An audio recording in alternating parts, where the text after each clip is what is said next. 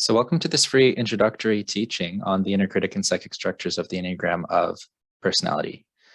Given the nature of this video, its background, where it's coming from, I just wanted to create this short clip in order to explain a little bit of what's going on here, who I am and what this is. So first, my name is Ben Campbell. I'm a Riso Hudson certified Enneagram teacher. I'm a coach in the Shift Network STEP certification program, and I'm also accredited with the International Enneagram Association. The video you're about to watch is adapted from a series that I taught on the inner critic and psychic structures back in fall of 2021 to my own ongoing Enneagram course, Living the Wisdom. I'm recording this clip in spring 2022 to give you an impression of what it is. So first, what you're going to see here, this introductory video provides an overview of the inner critic and the psychic structures, what they are, how to use them for your inner work. It also covers the particular inner critic and psychic structure patterns of the type 8, the challenger. This video is free. The rest of the series is available for purchase at my website, dragonguidance.com, link in the description below. The series was originally taught live as a program of 2-hour calls, each of which included a centering practice, teaching, exercise, and periods of Q&A. This version, to protect the privacy of the original workshop attendees, only the teaching and a few occasional questions have been left in. So what you'll have here is a series of 30 to 45-minute lectures on each of the types. So if you notice jumps in the video, those are segments where participant sharing has been removed. And then just a note of where this material comes from. So everything you're going to learn here is a combination of my own experience and also what I learned during my time at the Enneagram Institute during my training. The concept of the psychic structures and the inner critic in terms of the Enneagram types, including the game that you'll learn about over and over, the pluses and minuses, those graphics, all of those come from Don Riso and Russ Hudson. And I highly encourage you to check out their work and their books and the Enneagram Institute's website. With all that said, I'll get out of the way. Hope you enjoy learning about the inner critic and the psychic structures. And if you have any questions, check out my website, dragonguidance.com, or send me an email, ben@dragonguidance.com. Again, links in the description below the video. Okay, hope you enjoy. So as always, invitation to stay connected with your breath and your feet as much as you can while we go through this talk. It's a curious thing that being embodied, present in my body, actually helps me take in more information in my head. There's more space. So we're going to jump right in. It's our first call on the inner critic and the psychic structures. And probably the best place to start is to talk a little bit about what the inner critic is, like what that term means, and then talk about what the psychic structures mean. So the inner critic is more or less the part of your psyche that's trying to keep you doing your same personality patterns. Freud called it the superego, which means like above or over the ego. So it's overseeing the ego. And the inner critic is doing that. It's overseeing the ego, the personality, to keep it in its personality box. And if we start to stray, it's going to try to keep us back. It's always trying to get us back to normal behavior, normal in quotes, right? Because normal means fixated. Normal means doing my same regular type stuff. And if I try to move outside the box, the inner critic is going to show up, which is why it's such an important thing to learn at some point when we're doing self-development work, including Enneagram work. Because when we start to stretch, when we start to break free of our patterns a bit, you can bet the inner critic is going to have some opinions about that. And it's going to try and contract us right back to where we were before. So it comes up all over the place in inner work. And it's somewhat adaptable. So we're doing spiritual work that becomes important to us. Our inner critic starts having an opinion about our spiritual work and our psychological work, right? You're doing this thing wrong. You're doing this healing stuff wrong, right? So we want to be aware that this is a thing that can happen so we don't get too much under its power. The inner critic tends to speak in shoulds, musts, all of this commanding language. It can be subtle or more blunt, often depending on what type you are, and it makes liberal use of shame, fear, insecurity to keep us in line as far as it's concerned. And it's not malicious, though. It's doing what it thinks it needs to keep us safe. It's just that as adults, it's not helpful anymore. So we want to pay attention to what it's doing. And it's also important to look at how it comes to be in the first place. Why do we have an inner critic at all? When, where does it form? How does it form? And it forms in childhood. It forms pretty early. And it developed in order to keep us safe, in order to keep us receiving love, specifically. Love and approval from our primary caregivers, most often our parents, but not always. When we were little, we were 100% dependent on those primary caregivers. If we didn't get their love or approval in some capacity, even if it was insufficient, if we didn't get that in some capacity, we would not have survived. So we needed that, and the inner critic evolved in order to ensure that we would get that. And if we're still here, it did its job well enough, no matter how adequate or inadequate our upbringing might have been. And it needed to exist because no parents are perfect. Even very good parents are not perfect. So love and approval were never unconditionally available. Parents always had conditions. Some of them were explicit conditions and some of them were implicit conditions. And if we met those conditions as kids, we'd keep receiving love. So we talk about those in terms of parent commandments, explicit commandments, implicit commandments. Explicit commandments are all those more or less rules, the stuff that parents tell us to do or not do. And some of them can be relatively harmless, right? Like don't chew with your mouth open, put your napkin on your lap, that kind of thing. Others can be a bit more damaging. Always forcing me to finish my food even when I'm full, which teaches me not to pay attention to when I'm hungry or not. Being forced to hug a relative I really don't want to hug, like that can damage my boundaries also. And even those are relatively minor, right? There are plenty of explicit commandments I'm sure you can think of that can be potentially much more damaging. And there's like a litany of these all over the place, big and small. Explicit commandments. There's also implicit commandments, which are much more subtle, often unconscious, but just as powerful. So the implicit commandments were all those subtle signals we picked up on as kids, without even really knowing what we were picking up on. So they end up getting buried pretty deeply in us. A few examples of implicit commandments might be, if my parents were depressed or struggling with something, and they withdrew every time I was feeling happy and excited, I would have learned not to express those things.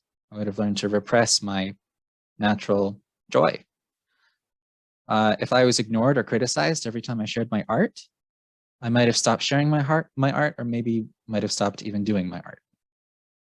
If my parents had difficulty accessing their feelings and got uncomfortable every time I tried doing that, I might have learned to repress those, right? So those are all implicit things. They're not necessarily things my parents told me to do or not do, but they were unspoken rules I picked up on that I needed to follow if I was going to keep receiving enough love and approval from them.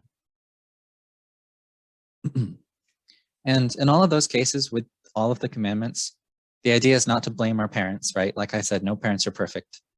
That's not what we're about here, but just to realize that because they aren't perfect, because everybody has suffering, those things got passed down to us when we were little and they got locked in, right?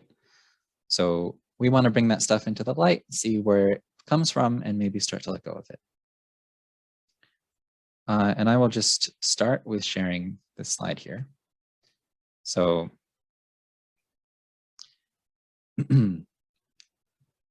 there's these explicit commandments, the implicit commandments, as well as our type or our temperament, basically the same thing, and other environmental factors. All of these things worked together to create this limited psychological enclosure.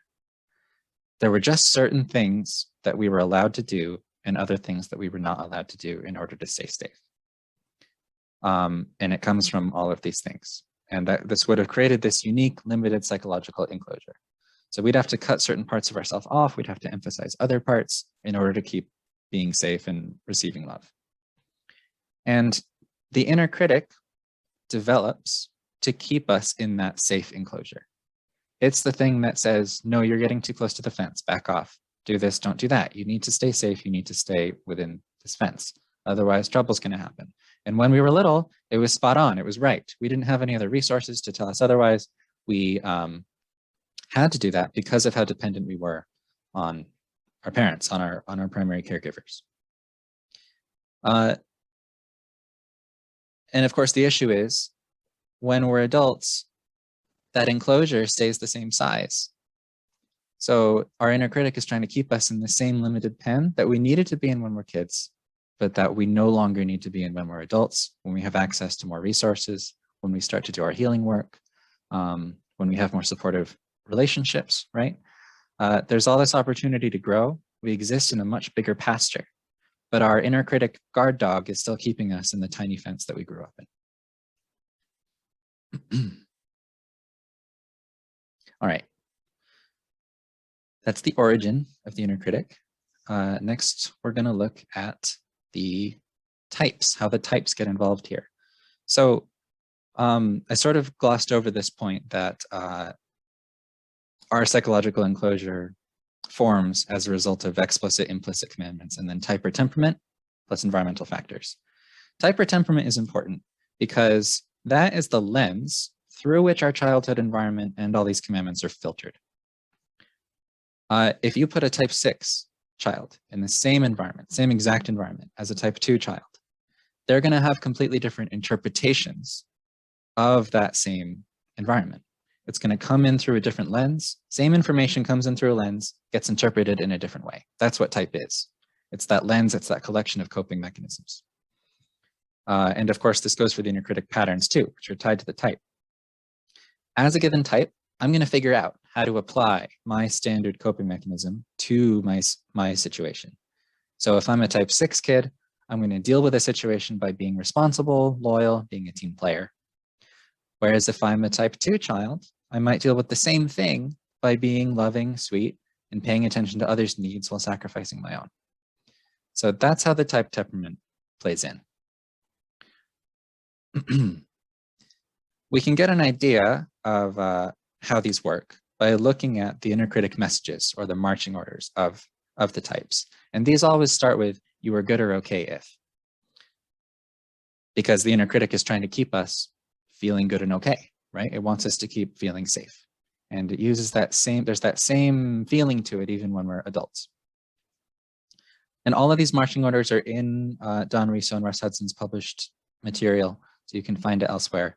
In fact, I should point out here, most of this workshop is my interpretation of their teaching, which is found in books and in their inner critic workshop. So here are the marching orders. I'll just read them quickly. We're not going to elaborate these right now. But starting with type 1, the reformer. You are good or okay if you are good and do what is right. Also, I'm going to send you these slides, so don't feel like you need to write all these down. Type 2, the helper. You're good or okay if you're loving and close to others. Type 3, the achiever. You are good or okay if you are successful and others think well of you. Type 4, the individualist. You are good or okay if you feel something and are true to yourself. Type 5, the investigator. You're good or okay if you know and have mastered something. Type 6, the loyalist. You are good or okay if you are responsible and do what is expected of you. Type 7, the enthusiast. You are good or okay if you are happy and getting what you need. Type 8, the challenger. You're good or okay if you're strong and in control of your situation. We'll be exploring this one more soon. And type 9, the peacemaker. You are good or okay if you're peaceful and those around you are okay. So these marching orders, there's nothing inherently wrong with them, except that they keep us limited, and also what these words mean, like what being good and doing what is right mean, changes drastically depending on how stuck we are, on what level of development we're hanging out at, how present we are. Sorry, train going by.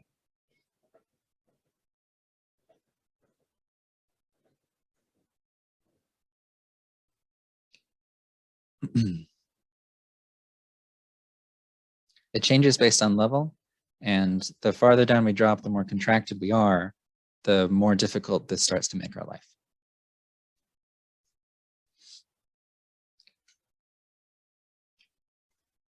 Okay, I have a couple more points to cover.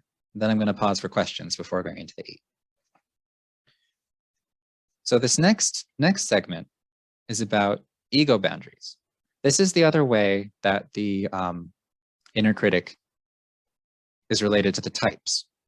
And this is also where this idea of psychic structure comes in.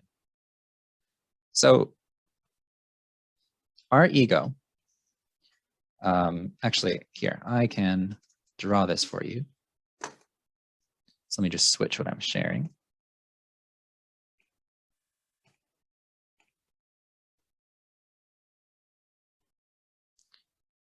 Our ego exists in this psychological enclosure, where basically in here is myself, and out here is my not self, right? There's me, there's you, me, outside world, ego, not ego.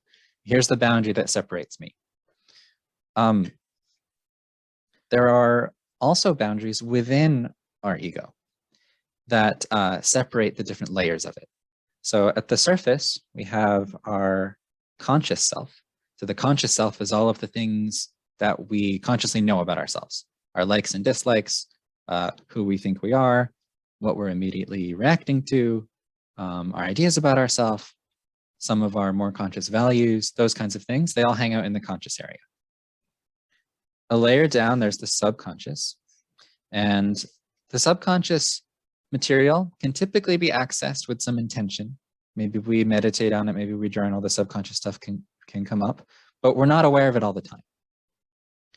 Then there's the unconscious down at the bottom. Usually, unconscious material is not accessible to us immediately and requires roundabout approaches like hypnosis or dream work, that kind of thing, to access the unconscious. Or sustained work tends to bring things up through the layers. As we continue to go to therapy, continue to work on ourselves, these things can start to surface. We bring them into awareness, and we learn to work with it.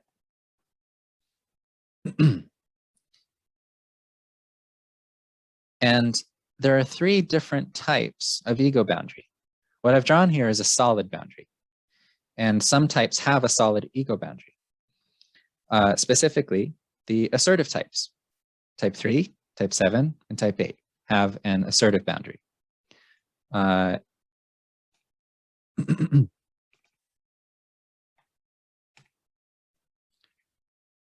Or solid boundary, or also known as a closed boundary. The withdrawn types, 4, 5, and 9, have an open boundary, or a permeable boundary. And the other types, the dutiful types, 1, 2, and 6, have a flexible boundary, a compliant boundary. So what Hornevian group you fall into determines the type of boundary that you have. And the type of boundary you have determines how the inner critic affects you, your relationship with your internal material, how easily affected you are by the world outside and by the deeper worlds within you, and also what you need to do to sort of work through this stuff. If you have a closed boundary, whether you're 3 or 7 or an 8, working with your psychic structure, with your inner critic, involves getting more tender. I need to learn to relax these boundaries a bit. I need to learn to let the subconscious stuff in.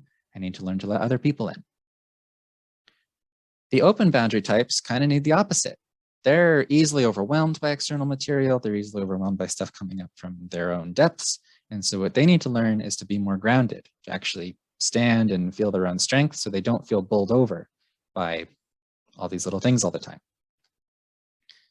And the flexible boundary types are a bit more complicated, as their boundaries merge, they morph, they sort of are molded based on their inner critics, which are swollen. The 1, 2, and 6 literally have stronger inner critic. The inner critic takes up more space in the psyche. And if I was going to draw it on this diagram, it would look like this enlarged bubble, right? And of course, we call these the dutiful types, the compliant types. And that means I'm compliant to my inner critic. I'm dutiful to my inner critic.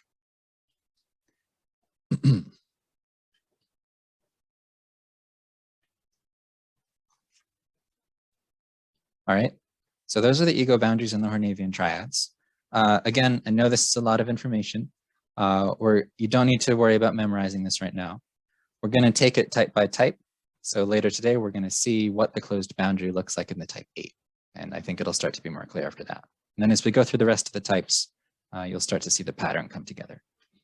This is just an overview so you know the territory we're exploring.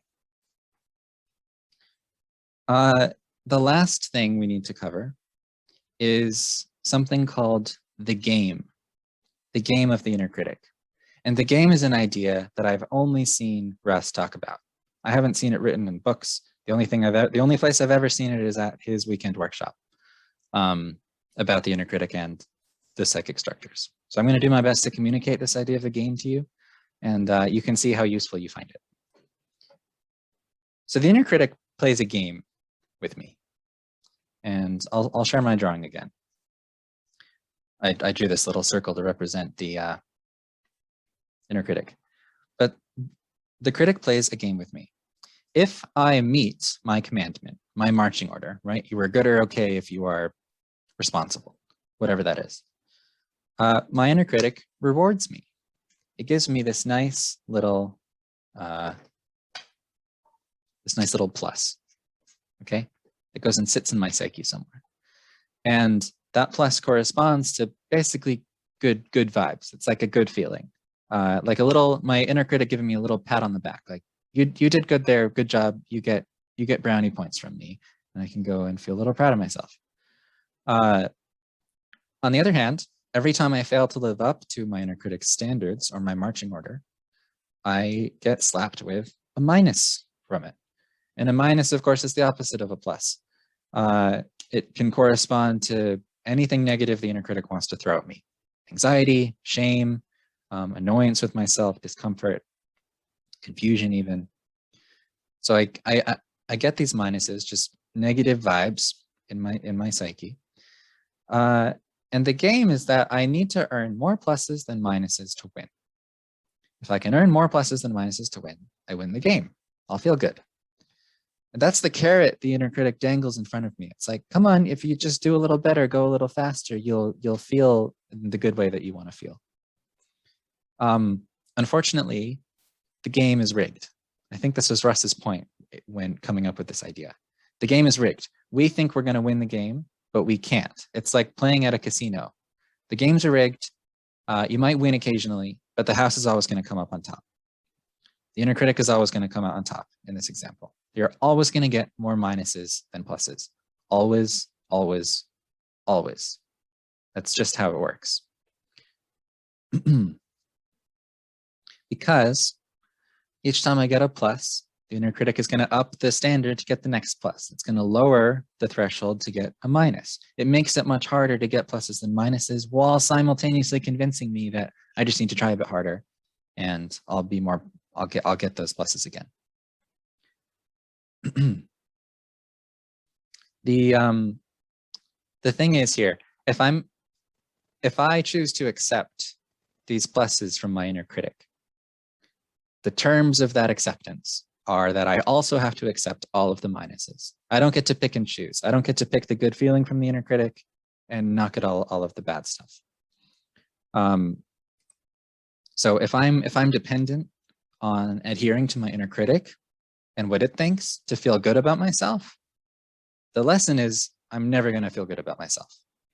I need to find something deeper to rely on. I need to connect with presence. I need to connect with some other more holistic part of myself, whatever it is. I cannot depend on my inner critic to feel good. And I have to recognize that it sets literally impossible standards. It might try to convince me it's attainable, but it never is.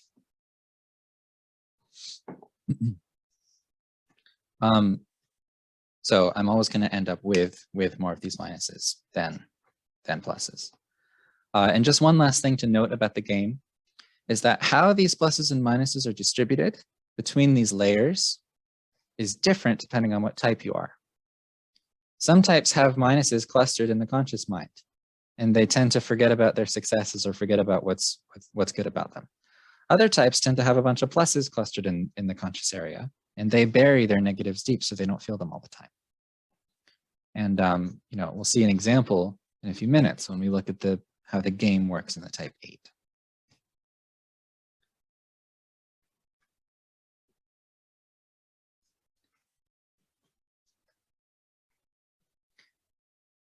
Okay. Here comes the fun part, probably. We get to look at the type 8 and the psychic structure, the inner critic of the type 8. And I'm going to be drawing a bunch on here to do that. Can you all see this all right? Paper coming through? Okay, good. So is everybody on mute also? Okay. So type 8 is one of the assertive types, like type 3 and type 7. So we'll start out by drawing type 8's little structure here. Is a solid boundary. Type 8 has a solid ego boundary. You could say a closed ego boundary. And that means it's got that solid boundary between itself and outside, and it's got the solid boundary between these different layers. So conscious, subconscious, and unconscious. So what this means is that as an 8, I already have this natural barrier separating me from the outside world. I'm already experiencing myself as separate from having such a strong boundary. And I have a strong boundary existing between my conscious and subconscious. So it's naturally easy for me to repress that stuff. And what this means is I have this nice little container in this conscious mind where I get to feel like myself. And that means I have a solid sense of myself. I get like who I am. I know who I am, and therefore what I want and what I need. And this feels so clear to me that I naturally pursue these things, which is something that all 3 assertive types have in common. The assertive types are go-getters and they pursue what they want, feeling that it's the natural thing to do. What sets the 8 apart is that they have this symbol in here. They have this red arrow. And the red arrow represents my well of 8 energy. Okay, 8s just have this well of energy that's available to them that drives a lot of their behavior. And we're going to come back to that in a minute once we get into the game. The inner critic message of the 8, the marching order. You are good or okay if you are strong and in control of your situation. You're good or okay if you're strong and in control of your situation. From one perspective, that's not a bad thing. At certain higher levels of development with a certain amount of presence, being strong and in control is just fine. If I'm driving a car, I want to be in control. If I'm going camping in the wilderness, I want to be strong and in control. If I'm working out, I want to be strong and in control. Those are all fine. The problem is that what strong and in control mean change dramatically as we lose presence. So lower down, being strong means I'm strong enough to beat somebody else up. Being in control means I have control over my family and all of my resources. And it just gets more intense, the need to do that. Remember, the lower down I go, the higher the inner critic standards are, the more effort I need to put in to meet that message. So we can look at an example, maybe look at a young 8. So as a young 8, I'm going to look for ways to be strong and in control. I want to prove I can be independent. I can take care of myself. Young 8s tend to grow up kind of quickly, and they want to be independent as soon as possible. So if I grew up in a relatively healthy family and these qualities of mine were supported, then that drive to prove my strength and independence might manifest in relatively healthy ways. So maybe I'll do something like open up a lemonade stand so I can make some money and not be dependent on mom and dad for my allowance. Great. Beautiful application of being strong and in control of my situation. But here's where the inner critic's game comes in. So when I do things like open the lemonade stand and I succeed, the inner critic's going to give me a plus. And in the 8, pluses tend to gather in the conscious area. When I successfully prove my strength and control, I get a plus in the conscious area. And the pluses represent good vibes, right? So I'm feeling kind of good about myself. I managed to pull this off. And I want more of those pluses, so I'm going to continue trying to prove myself over and over. You know, the more pluses I have, the better. The only problem is I'm not always going to succeed. And my inner critic is going to raise the stakes over and over. And whenever I fail, it's going to give me a minus. Those minuses correspond to shame, right? Inadequacy, self-disappointment, fear, all of that bad stuff. Always going to get more minuses than pluses because that's how the game works. But of course, I'm noticing these minuses, so I want to try and counterbalance it by getting more pluses. So I go out and I do some more strong things, but I'm also going to fail a lot along the way. And my inner critic's not quite happy with that. So I'll get even more minuses, and those are going to be distributed down here. And remember, I get 1 plus. I also, if I choose to accept the plus, I also have to accept all of the minuses. Pluses wind up in the conscious, minuses wind up in the subconscious and the unconscious. So as an 8, I'm consciously aware of my successes. I keep that in my head. It's strong. It's sort of reinforced by my solid boundary. I'm able to focus on that and kind of ignore the other stuff by virtue of having a solid closed boundary. These minuses don't have a super easy time coming up.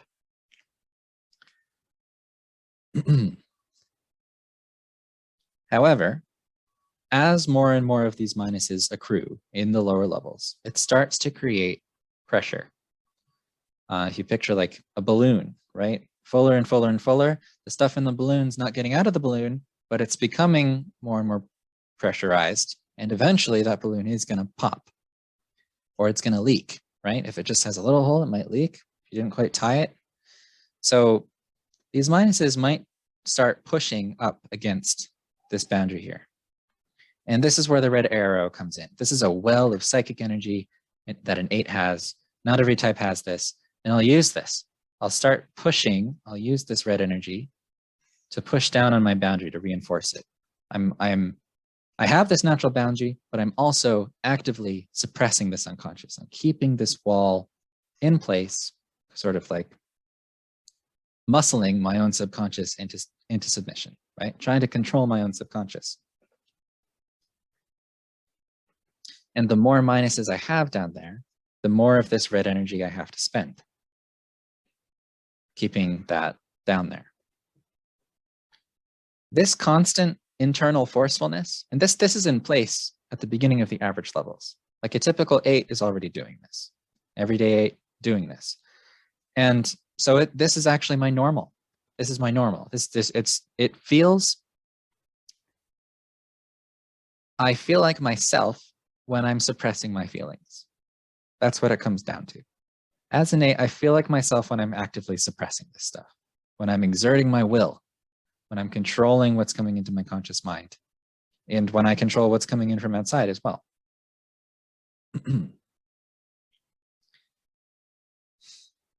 The consequence of this, well, there's a lot of consequences, but we'll start with this, is that using this red arrow energy, drawing on it all the time, depletes me.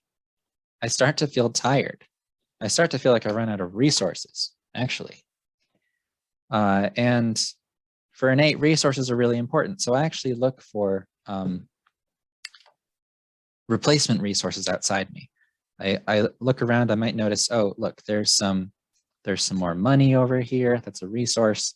There's some more power over here. Okay, that's another resource. There's these things I can get. I think if I can manage to grab those and implement them somehow, I'll have enough resources to keep holding down all of this internal stuff. So I use my red arrow energy, sort of ironically spending resources to get resources, and I grab these and I bring them back in. Okay, so I'm putting out energy to secure my resources. Now, this diffuses my energy even further. So more money, more power, more influence, more control. I'm looking to secure these things, and I'm using my 8 energy to do it. And I believe if I secure enough of that, I'll finally be able to relax. But the opposite happens because I'm using my energy to get this kind of thing. And similar to the way the inner critic functions, I'm spending more energy than I gain from these pursuits. Having more money doesn't actually help me relax. Having way more money doesn't help me relax way more. There are, of course, bare minimums of money I need, but as an 8, I'm going to be constantly trying to grab this stuff, so I feel like I have enough, and it never feels like enough.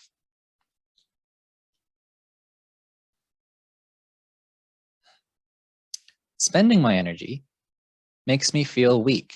And what's bad about feeling weak?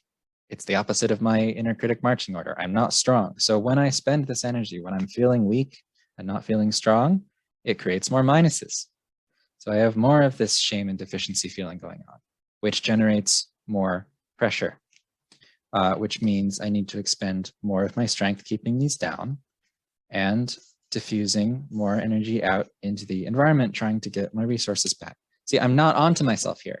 I keep making it worse. I think the inner critic thinks it knows what's going to help fix this, but it just does the same stuff harder. Remember, that's what all types do.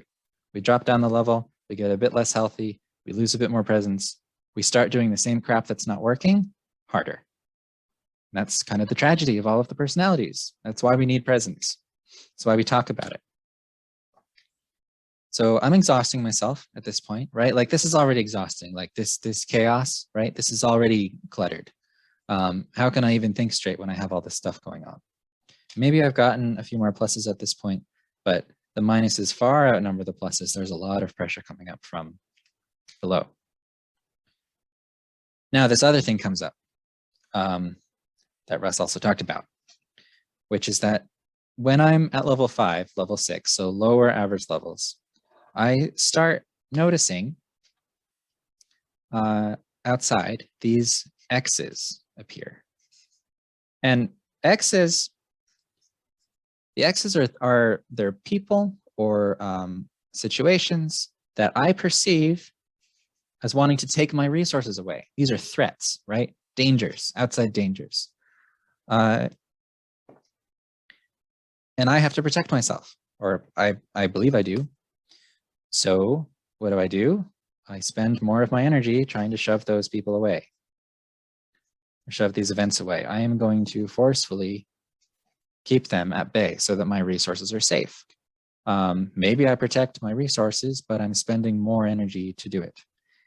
And sometimes I'm going to succeed and get a plus, but more often I'm going to fail because I can't be everywhere at once. So I'm going to get more minuses. And so this particular pursuit fails as well. And then I perceive more enemies. I spend more energy trying to push them away. I have less energy for myself, more minuses happen, and this just gets more and more cluttered. So the farther down I go, the more I do this, the more pressured and depleted I feel.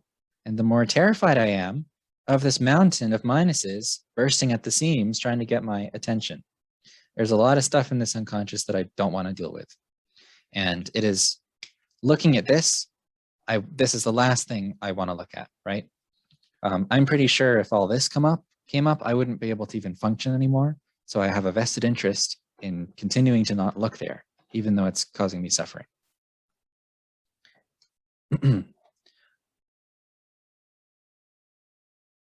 At a certain point, usually in the unhealthy levels now, this has really become too much.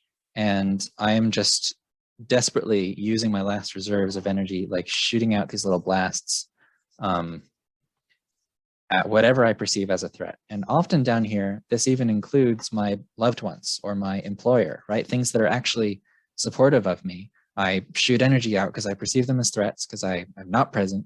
I'm seeing danger where there's not any. And I'm just, at this point, I'm falling apart because I'm in the unhealthy levels. I'm completely overwhelmed. I'm falling apart.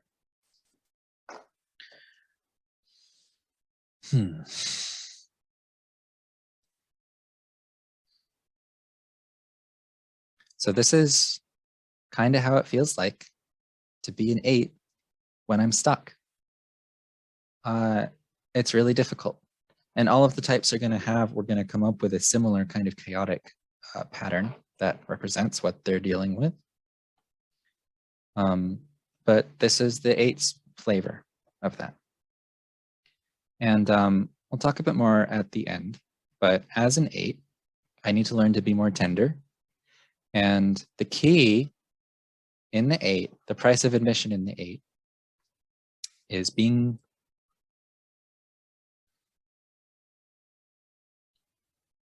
allowing myself to feel vulnerable, becoming more tender, relaxing my boundary a bit. I need to realize that all of this stuff isn't working. The path of transformation for the 8 is self-surrender. I need to stop all of this pushing, all of this force. And Actually, I need to notice what all of these minuses are. I need to actually see the shame and deficiency. And there's an acknowledgement in there that true strength is the strength to be vulnerable, the strength to feel my insufficiency and not be destroyed by it, the willingness to face the demons in the basement. That requires a lot more strength, a lot more fortitude than asserting myself against my environment, than repressing my feelings. So that's the journey of the 8. We'll talk a bit more about that later. But there you go. I'm going to pause here for questions, and then I'm actually going to send you out to do a little processing exercise.